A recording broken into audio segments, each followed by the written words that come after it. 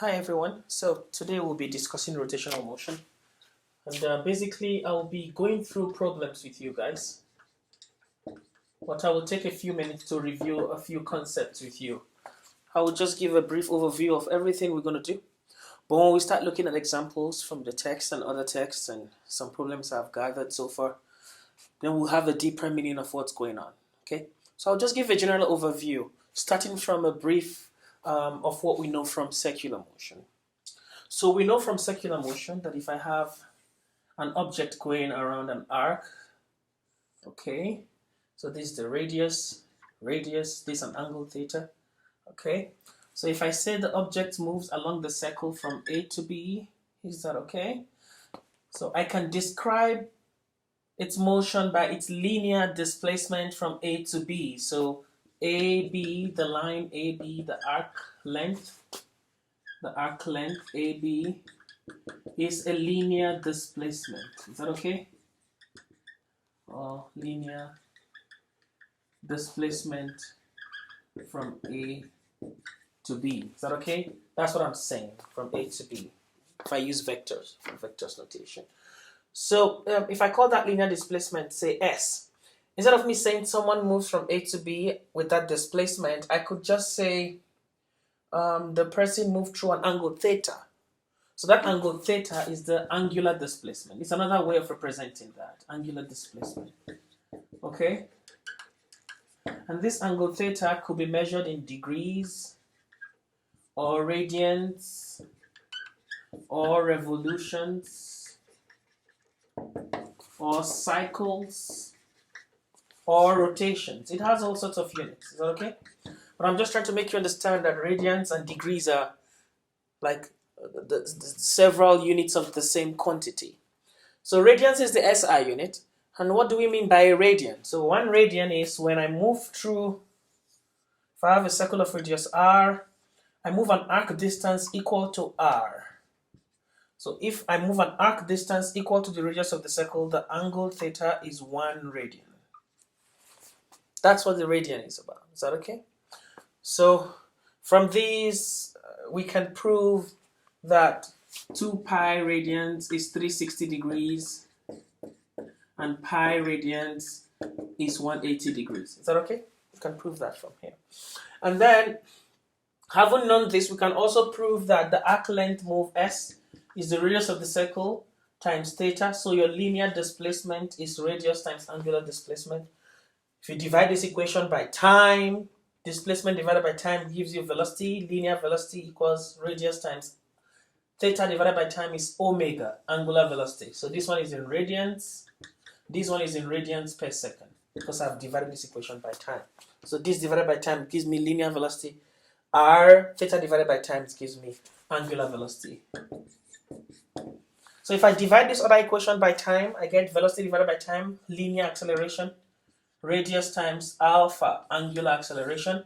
Alpha is measured in radians per second square, and it is omega divided by time. Okay, so when you move in a circle, there's a difference between circular motion and rotational motion. Circular motion means you're going around in a circle, you're not necessarily rotating. Rotational motion means you are moving in a fixed axis around yourself. The axis is inside you. I'm rotating like this. But if I go around this table, I'm going in a circle. That's circular motion. And when you are rotating, every part of your body is moving in that circle. Is that okay? So if these guys, if I have this as a car going around the roundabout like this, so there's a car here moving, this car is not rotating, it's going in circular motion. But if the car has an accident and then it somersaults or it goes like turns, so that's rotation. Is that okay? So there's a difference between rotation and circular motion. But rotational motion has circular motion inside of it.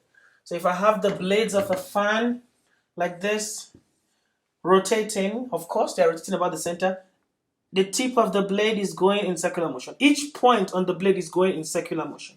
But the whole fan is set to rotation. It's called a rigid body rotation, where we have all the particles fixed. Is that okay? All the particles are fixed and moving with the same angular velocity when they rotate. Is that okay?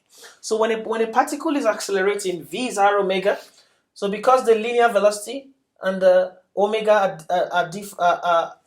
they have a linear relationship by r.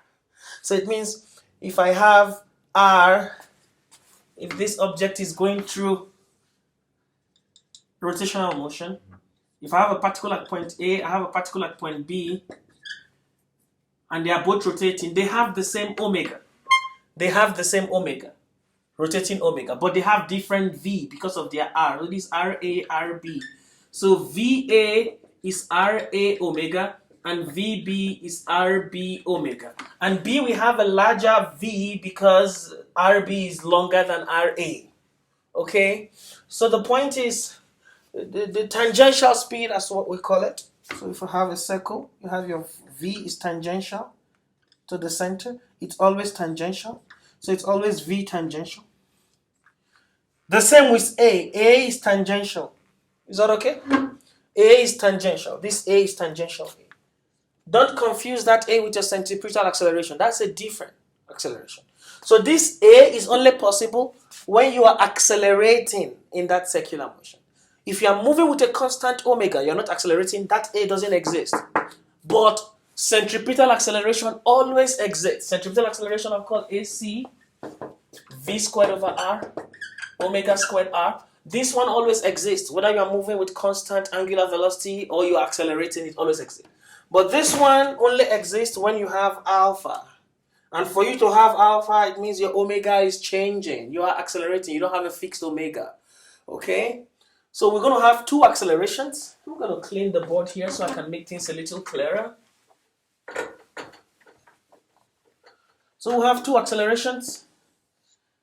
Centripetal acceleration going to the center and tangential acceleration like that. So we can have a net acceleration, A net.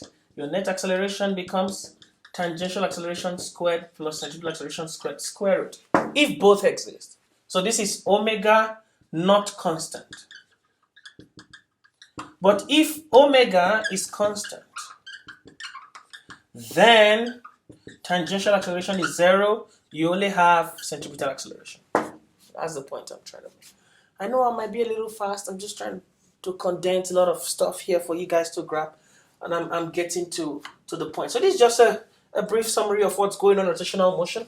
But there is also an equivalent between rotational motion and linear motion. Okay? And I'm going to use this table to summarize what we're going to be doing. Or in more details, I will come as we solve problems. Okay? Just a quick summary. So I have linear. And I have angular or rotational, if you like. Okay? So I'm going to start with our equations. Okay? So let me define quantities. Linear velocity is V. Angular is omega. V is R omega. Then time is the same, linear and angular. Then linear displacement S, angular displacement is theta, S is R theta, so the relationship. And then linear acceleration A, angular acceleration alpha, A is R alpha. Okay, then the equations, I'm going to put them. So you say V final is V initial plus AT. The same equation for angular, you might have an acceleration in rotation. So omega final is omega initial plus alpha T. Okay. Then we have V final square is V initial squared plus 2A, say, X final minus X initial, if you like. This is omega final squared equals omega initial squared plus 2A alpha, theta final minus theta initial. Is that okay? Like that. Then you say X final minus X initial equals V initial T plus half AT squared. The same there. Theta final minus theta initial equals omega initial T plus half alpha T squared. So the same equation you have for linear, the same equation you have for angular. But now we go ahead and introduce some new things that also have similarities between linear and angular. So I'm gonna clean this so I'll have space to put that in. Okay.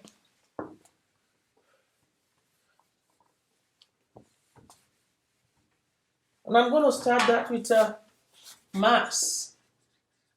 Linear mass is just your mass, mg, weight, that mass m. For angular, an equivalent of mass is called moment of inertia, I.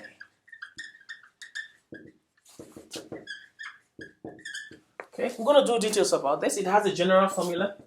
I is sum of the masses times the square of their distances from the point of rotation. But it depends on the geometry of the body. When I have a continuous distribution, like a sphere, a cylinder, a hoop, a wheel, a rod, a door, a sled, all these are going to have different values, okay? And for that, we're going to do an integration for this. We say integral of r squared dm. Is that okay? For continuous bodies, okay? Equivalence. Okay, but we're going to do more details in this later. Now we'll start solving problems, okay? And then we'll talk something about center of mass. In fact, that's where we're going to start our problems from. I have lots of problems to make you understand this, so that while you're at home, when you watch these videos, you'll be able to do homework problems easily and be able to prepare for your exams easily, okay? So moment of inertia is the equivalent of mass. Is that okay? And you can see it depends on the mass and the distance from each mass from the point of rotation. So there's always a relationship between rotational and linear. Now let's look at force. Now force here is just F. Here we call it torque. This is torque, tau. That's what we call rotational force. And it has a relationship. Is that okay? So your torque is radius cross your F. It's a cross product. Okay? We're going to explain what cross product is. So it's going to be vectors. But it's just basically, I could say, it's your force times the distance that is perpendicular to the force. Is that okay? Force times distance perpendicular to the force. And I'm going to explain this with examples. Like I said, this is just a summary of what we're going to look at. And I'm going to explain to you how to do cross products. When I give you R, so it'll be 2I plus 3J minus K. And F to be 3I plus 2J plus K. Okay? And I say, find R cross F. How to get the cross product of these vectors. I'm going to explain that when we do cross product. We'll do lots of examples. So that is the linear force times the perpendicular distance to your point of rotation when the torque is applied gives you what we call the torque. So torque means it's just like you're bending, trying to bend something. Is that okay? So if I have a fixed thing here and I'm applying a force here trying to bend it, so my force and this distance perpendicular to it, that force times that distance become the torque. Trying to bend, to turn it about that point. Is that okay? So we're going to do clockwise torque, counterclockwise torques. It's also called moment. So we're going to do lots of calculations here. Here I'm just giving a brief overview of what we're going to see. We'll start solving problems and things will become clearer. Okay? So that's torque. So torque is R cross F, and R cross F is magnitude of R, magnitude of F, sine theta in the perpendicular to the plane. We're going to talk about that. Now, why I'm giving you this table is, forget about the details, is we're going to see beautiful relationships. F is ma, mass times acceleration. I can use this Newton's second law by my net force is mass times acceleration to get an equivalent formula for torque. So it means my net torque, tau net, is the rotational equivalent of mass, moment of inertia I, times rotational equivalent of A alpha. I alpha. This is Newton's second law for rotational motion. Okay? Okay. So torque has two formulas. This one and this one. They are equivalent. Okay. So now let's look at, after torque, let's look at momentum. So linear momentum is P, is mass times velocity. Angular momentum is L, call it L. Is actually R cross P. Radius times cross of linear momentum. But the point is the radius times the linear momentum, that is perpendicular for sure. But now in this case, I have another formula, mass times velocity. So I can say it is moment of inertia, which is rotational mass, times velocity is omega. This is called angular momentum, and this is linear momentum. So angular momentum is also linear mass times, angular mass times angular velocity. Okay. So we're going to do momentum conservation like we did. We do angular momentum conservation. We're going to solve problems. We want to see all this clearly.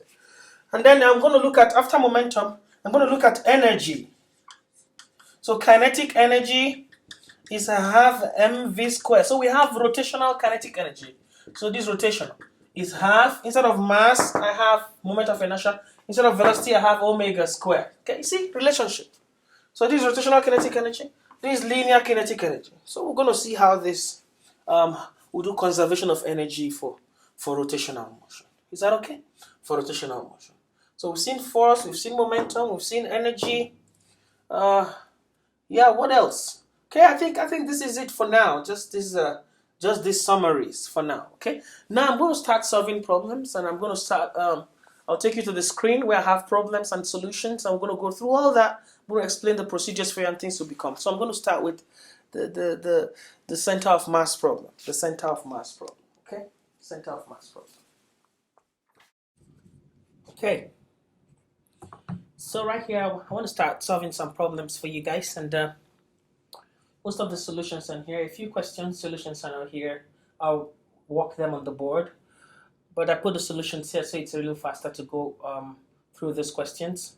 But the bottom line is these questions are just sample problems. Some examples from your book, exercises from other books, examples. But the point is, they are not the questions you just have to know. You have to practice. Just because you know this, you don't have to memorize them and you think you know everything about this rotational dynamics we're going to talk about. Okay? Okay. So we recall these are our equations, kinematic equations. This is for linear motion and for rotational motion. So I reviewed these with you on the board. So this is just what they are. So we're going to be using most of these for the first part of the examples before we go to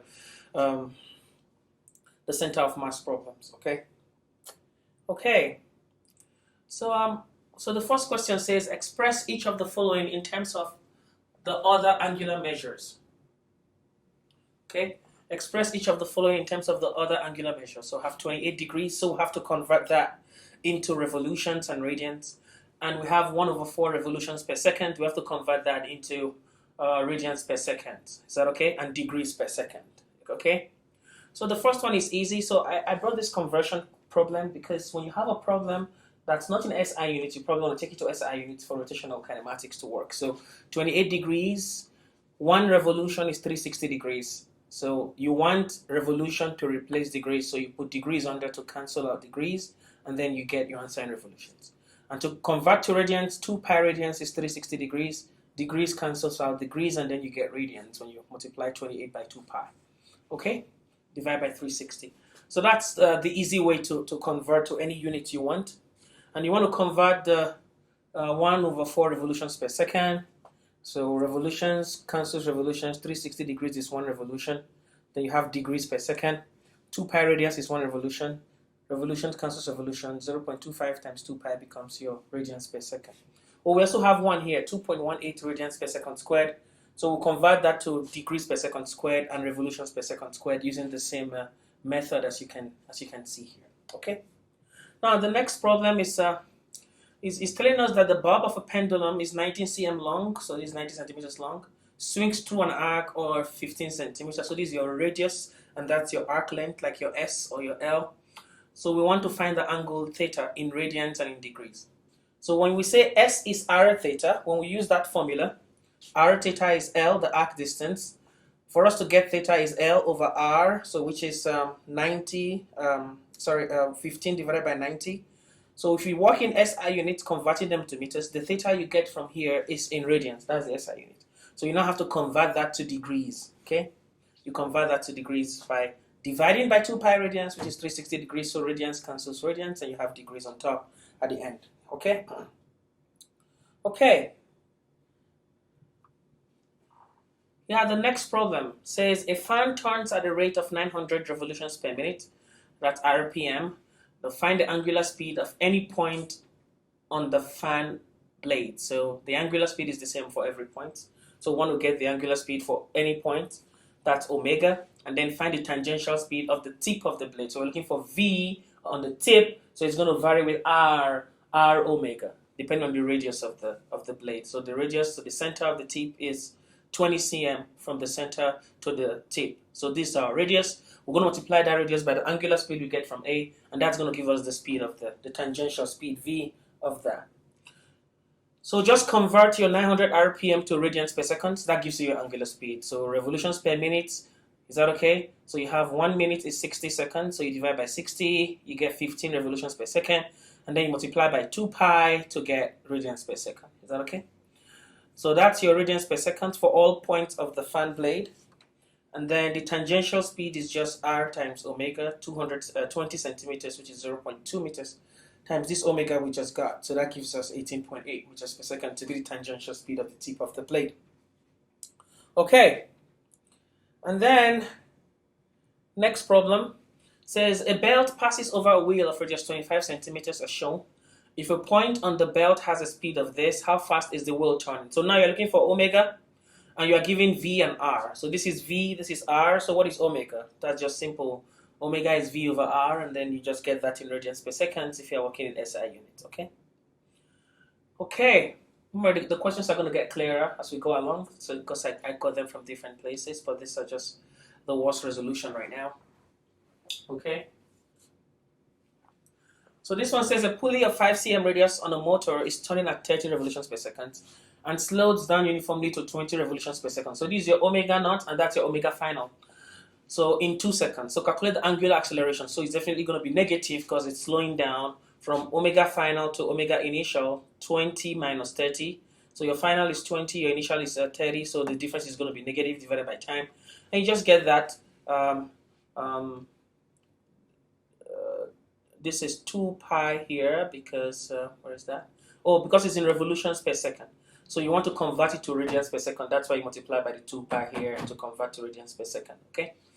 Okay, and then you can just convert each of these, multiply by 2 pi to convert to radians per second before you work the problem, or you can do it inside the problem itself like it's done here. And you just get a minus 10 pi for the alpha, the angular acceleration. The number of revolutions it makes in this time, that refers to theta.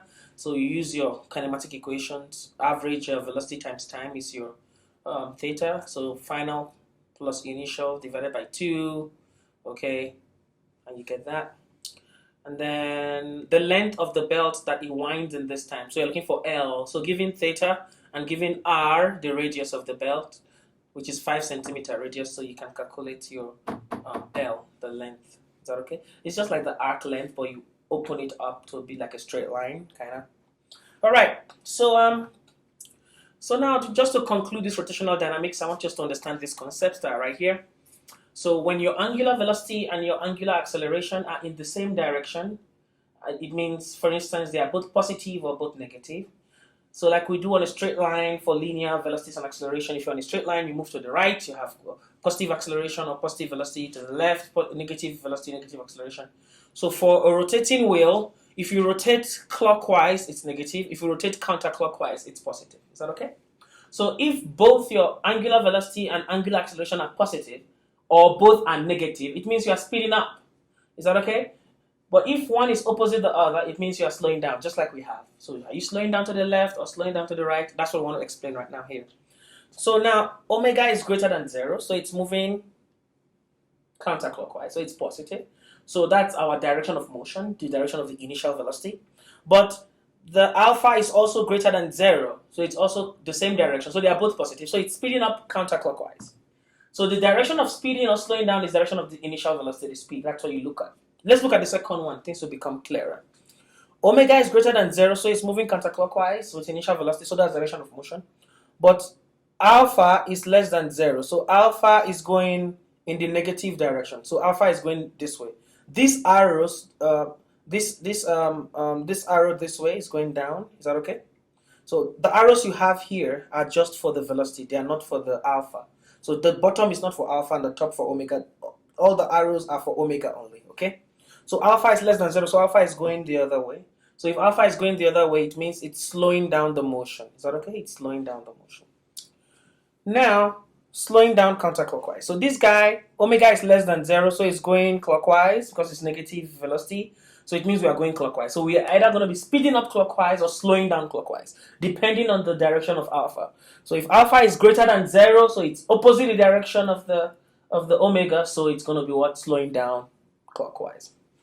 Now, less than 0, they are both clockwise, so it's going to be speeding up clockwise direction. So they are both negative in this case. So this is just the concept I want you guys to understand here with the signs and with the accelerations and how they work, okay? Okay. Now this is the 6th problem. So we've solved 5 problems so far. Let's look at problem number 6. So it says a jet awaiting clearance for takeoff is momentarily stopped on the runway. The fan blades are rotating with an angular velocity of minus 110 radians per second. So that negative sign tells you it's going clockwise, where the negative sign indicates a clockwise rotation. As the plane takes off, the angular velocity of the blade reaches minus 330 radians in a time of 14 seconds. They just want you to find the angular acceleration, which is final minus initial over the time. So it's just going to be minus 330 minus 10. So the minus becomes positive, and then you get that answer you have there divided by the time. Okay? Alrighty. Please, if you feel I'm too fast in solving these problems, then just take your time later. Pause the video, go through the problem, look at the solution at that point, and then maybe things will become easier for you to grasp, okay? So the next problem said a gymnast on a high bar swings through 2 revolutions clockwise in a time of 1.9 seconds. So clockwise means negative. Find the average angular velocity in radians per second. So because it's going clockwise, it swings through 2 revolutions in 1.9. So 2 revolutions converted to radians, 2 per radians, 1 revolution is minus 12.6 radians. Negative because it's going clockwise. Is that okay? Clockwise. So my average angular velocity is theta divided by time, so it's going to be negative because I'm going clockwise. So just be careful with the signs. Sometimes they give you the signs directly, sometimes they tell you the direction it's rotating. So you just have to picture if it's minus or plus at that point, okay? Okay. Now this is a problem that has the tangential acceleration and the centripetal acceleration combined, where you'll be asked to find a total acceleration in this case. So this problem is a little complicated. So let's take a look at it. So discus throwers often warm up by throwing the discus with a twisting motion of their bodies. The figure illustrates the top view of such a warm-up throw. Starting from rest, the thrower accelerates the discus to a final angular velocity of plus 15 radians per second. So it's going counterclockwise, as you can see. That's why it's plus. Starting from rest, omega initial is 0, omega final is 15 radians per second in a time of this 0.27 seconds before releasing it. So during the acceleration, the discus moves on a circular arc of radius 0.81. So you start from rest to an angular velocity, so you're accelerating. So you're going to have a tangential acceleration. But you always have centripetal acceleration. So now we have both accelerations. And now they're asking us to find the magnitude of the total acceleration of the discus just before the discus is released. So we'll find the centripetal, we'll find the tangential, and then we use the vectors to find the total. That's just what we're going to do here. Okay? So there's the first step. Total acceleration is square root of centripetal squared plus tangential squared. Centripetal is r, v squared over r, which is omega squared r. Tangential is r alpha, so which is r. Our alpha is omega minus omega naught over time. Is that okay? So I'm going to square this, I'm going to square that, and put it under here. So I square this, I'll square that, put it under the square root for my total acceleration. Okay, so that was the first step. I square that, it gives me that by putting these equations there. So when I do those squares and I take the square root, my omega naught is 0, my omega final is 15, my r is given, my radius is given. I just put everything in this, and then I get my total acceleration. But I also need to get the angle of the total acceleration. Is that okay? The angle, because it's a vector, and that's going to be the tan inverse of the tangential acceleration over the centripetal acceleration using opposite over adjacent here for phi. So if we do that, you just get that answer there for the answer. But this is how you work when you have a combination of angular acceleration, centripetal acceleration, and tangential acceleration. Okay. Okay, now we come to center of mass problem. So this is the formula for center of mass. I have different masses, point masses that are discrete at different points. It's just the x center of mass is 1 over the total mass, m1, m2, m3, and the summation of each mass multiplied by each location from a position. So m1, x1, m2, x2, m3, x3, just from some position vector or some location in some coordinate system you might have chosen. Okay. So the way to do it, the y center of mass and x center of mass, they have the same formula, but you're just doing 2-dimensional problems. So you're going to get an x center of mass and a y center of mass.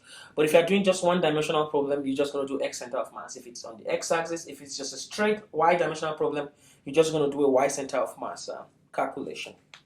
Okay. So, x center of mass is 1 over m integral x dm. This is when you have a continuous distribution of like a sphere or a cylinder or something that's not just one mass here, one mass here. So how do you get the center of mass for such? You have to integrate over all possible constituents that make up the continuous distribution.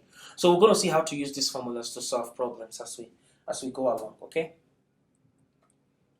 Okay, next problem said, find the center of mass of a barbell consisting of 50 kilogram and 80 kilogram weights at the opposite ends of a 15-meter long bar. So I have discrete masses, 50 and 80, and I want the center of mass. Okay, and I'm told the length of this is 1.5 meters long. So center of mass will be somewhere here. We don't know where it is.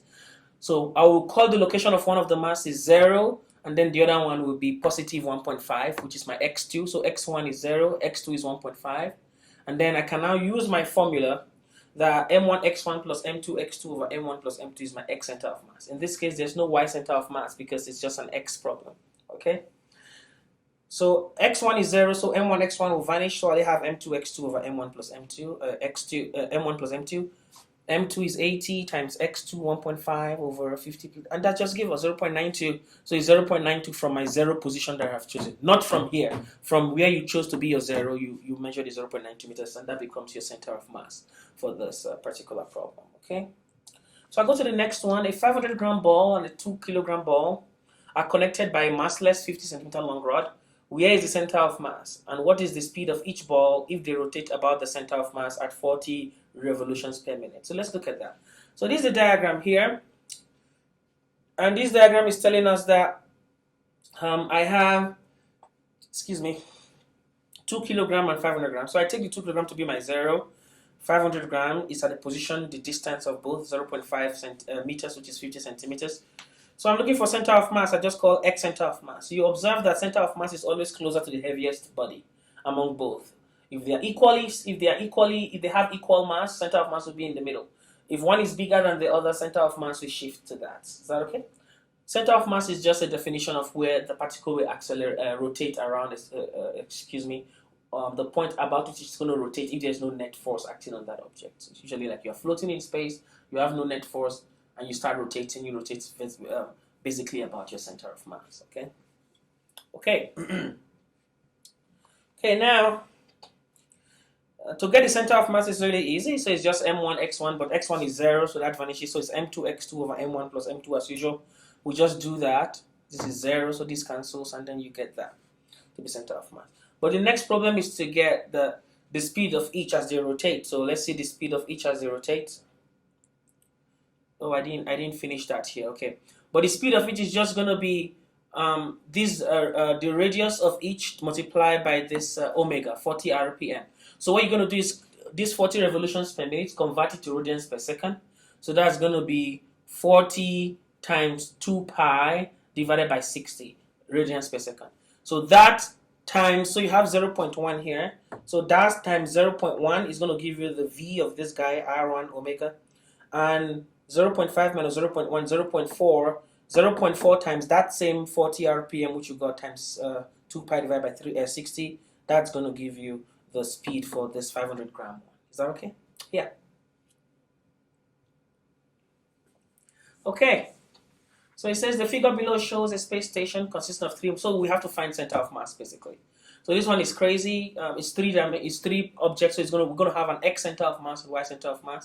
So we'll take our 0 position to be this guy here. So this guy is going to be a distance x3, y3, x1, y1. But both y1 and y3 are the same because they are in the same y position. Is that okay? And we have x1 here and x3 here. Is that okay? So the x2 here is taken to be the 0 position. Is that okay?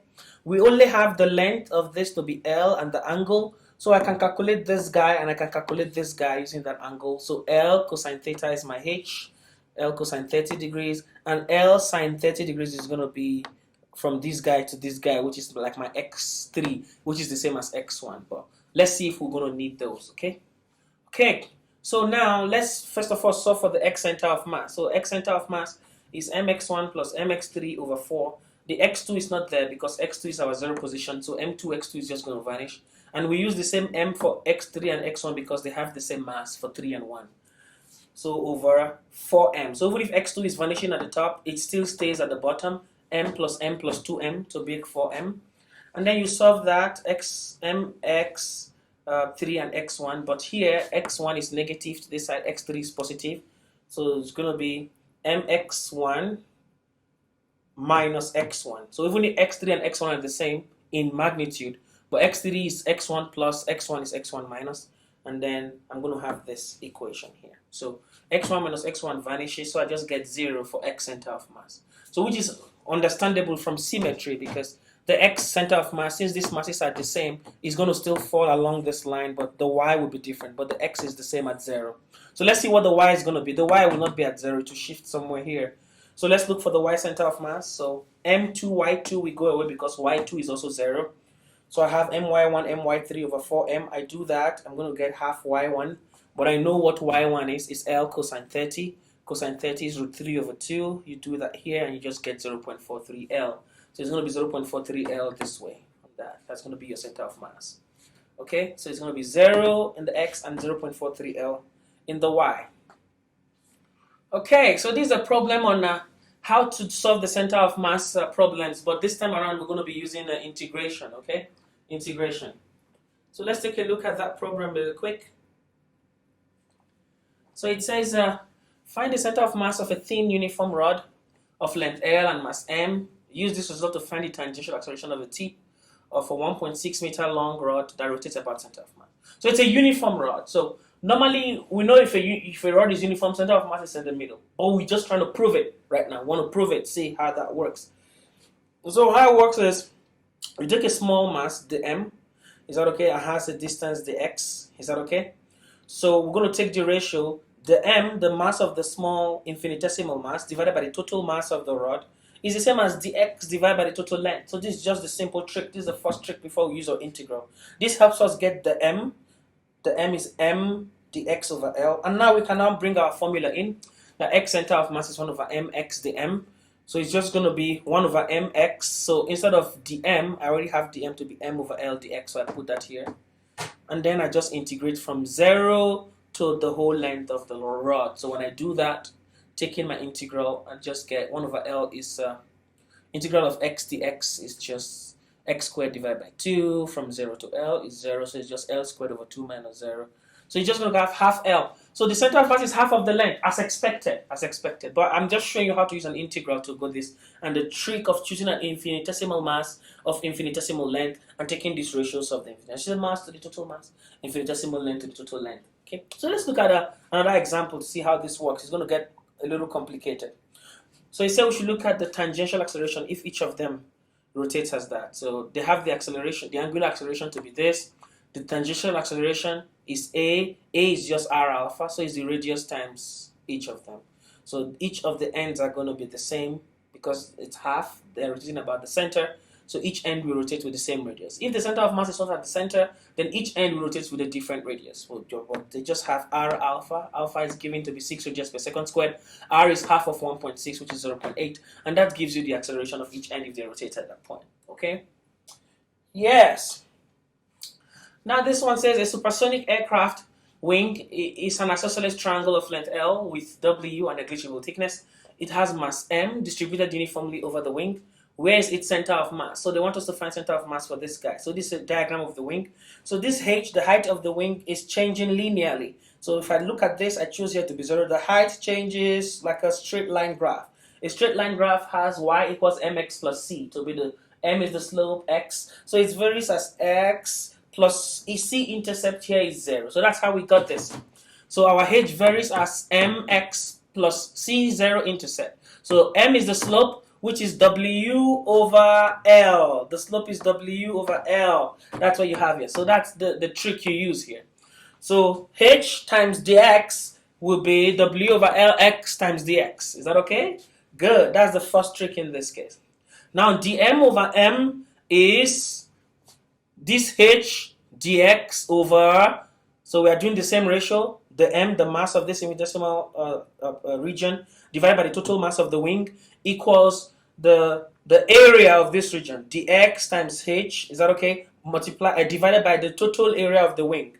So the area of this whole square is WL, but we are taking only half of it, because these other sides are not part of the wing. So that's why we have half WL. So area of the infinitesimal over the total area of the wing mass of infinitesimal over total mass. So sometimes you use length, sometimes you use area, sometimes you use volume if possible, but just keep the track of what you need to help your problem work. So from here we get dm over m to be that, so we just want to get the m, which is still the same trick, so we get the m to be that from this. Then I put it in my equation. Okay, 1 over mx dm, 1 over mx, 0 to L, is that okay? 0 to L. And I integrate that, and I just get, when I do the integral of x squared is just x cubed over 3, from 0 to L, I get 2 over 3L. That's going to be the center of mass of that. Okay. Okay, this is a crazy one. It's quite easy to find center of mass, so I'm going to take this as my M1, M2, and M3. So I'll take this is 0 position, so this will not affect. So my X center of mass is going to be 8 times 1 plus 4 times 2 divided by 8 plus 4 plus 3. Simple. Is that okay? So if you do that correctly, you're going to get your X center of mass to be 1.07 meters. Okay, 1.07 meters. Your Y center of mass is going to be the same. This is also 0 in the denominator. So it's going to be 8 times 2 plus 4 times 1 divided by 3 plus 8 plus 4. When you do that, you're going to get your Y center of mass to be 1.33 meters. Okay, as easy as that. So that's all. Just get an X center of mass and Y center of mass. Okay, and then the next question is, what happens to the center of mass as the mass of the topmost particle is gradually increased? So if I keep increasing this 8 kilogram mass, the center of mass will be shifting towards it. That's just what they want to know, if you understand. So center of mass always shift towards the more massive particle in a system of particles like this. Okay, next problem. 3 thin rods, each of length L, are arranged in an inverted U as shown in the figure. Okay, I don't have the figure here, I'm going to draw it for you. So U is like this. Inverted U is like that, like a letter N, a small letter N. So the 2 rods are on the arms of U, each have a mass M, and the third rod has a mass 3M. Where is the center of mass of the assembly? So I'm going to just illustrate to you how to do this problem on the board here. So I'm going to wipe the board and try to work this problem here, just briefly. And I'll have you finish the problem up. I'll just tell you how to work it, and I'll have you finish the problem up, okay? Okay.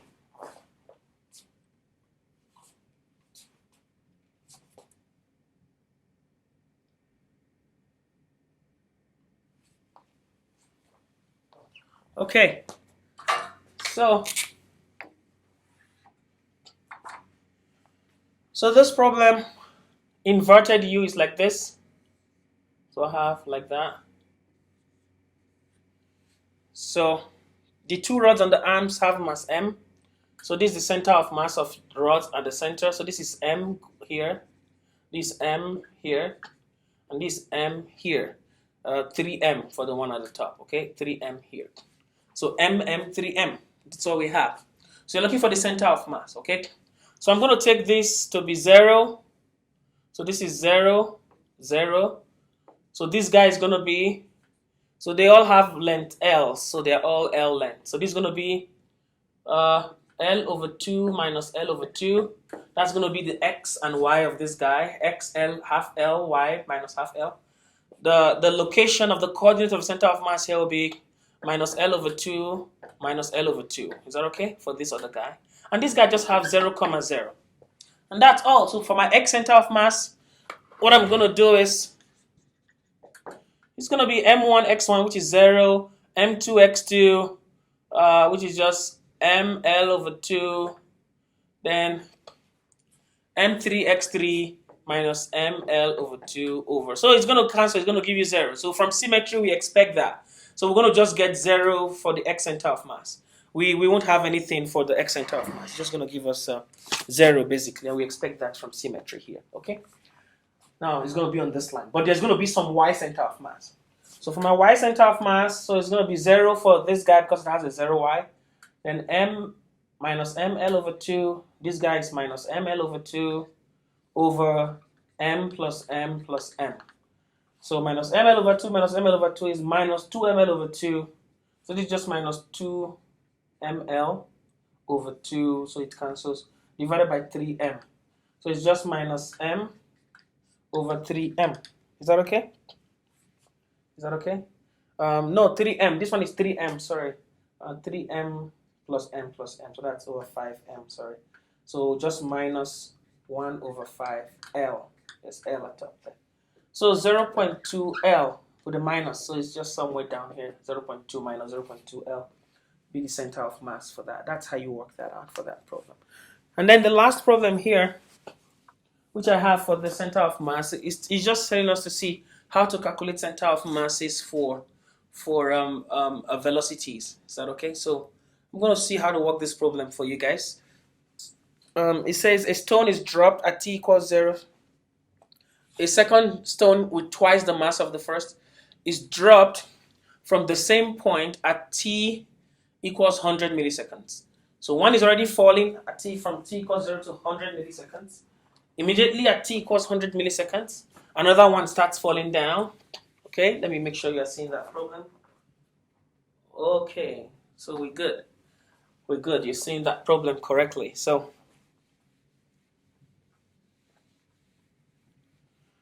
okay. So now we're going to find y center of mass. One stone is falling. So now, after 100 milliseconds, this guy starts from 0 seconds. So and starts falling. Is that okay? And that one is twice mass. So this is 2m and this is m. How far below the release point is the center of mass of the two stones at t equals 300 milliseconds? So at t equals 300 milliseconds. So this guy of m is 300 milliseconds. This guy of 2m is going to be somewhere here. 200 milliseconds. Is that okay? Milliseconds, sorry. For the time. Okay. So now they first of all want us to find the center of mass in between two stones. So what we're going to do first of all is to find the coordinates of this guy. So y final for this guy is just minus half gt squared. So y1 and y2 minus half gt squared for the second. So for the first one, t1 we're going to use 300 milliseconds. And then for t2 we're going to use 200 milliseconds. So if we use 200 milliseconds, we're going to get 0.196. Let me do it here.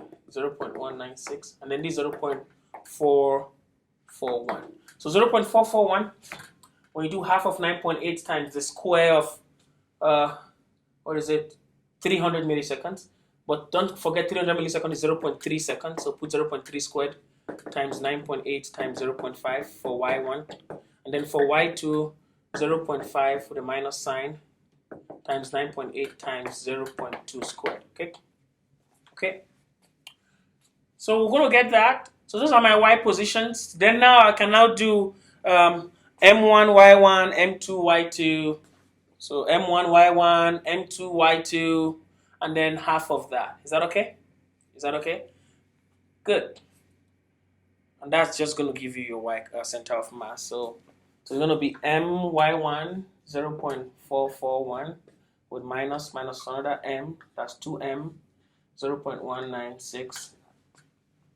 Is that okay? Divided by m plus 2m. So when you solve this, it's going to give you minus 0.28. So minus 0.28 meters. Okay. So that's going to be your center of mass for that problem. Now the next problem says how far below the release point is the center of mass. We've done that. How fast is the center of mass of the two-stone system moving at that time? So we want to see the speed of the center of mass. So this is another crazy problem. So you have to first of all find the final speed of each stone. So you got to get v final 1 and v final 2. So v final 1 is just v naught minus gt. So v naught is 0. They both started from rest. V naught 1, v naught 2 is also 0. So 0 minus gt1 and minus gt2. So put here 300 milliseconds, 0.3 200 milliseconds, 0.2. You get your V final 1 and your V final 2. So you're going to get your V final 1 to be minus 2.94 meters per second. And your V final 2 to be minus 1.96. Is that okay? So now, using these two velocities for V final 1 and V final 2, we're now going to use V center of mass to be M1 V1 V final 1 plus M2 V final 2 divided by M1 plus M2. So going to be M1 is just M, so it's going to be minus 2.94 M minus 1.96 times 2M divided by 3M, 2M plus M. So when you solve that, it's just going to give you minus 2.29 meters per second. And that becomes the velocity of the center of mass.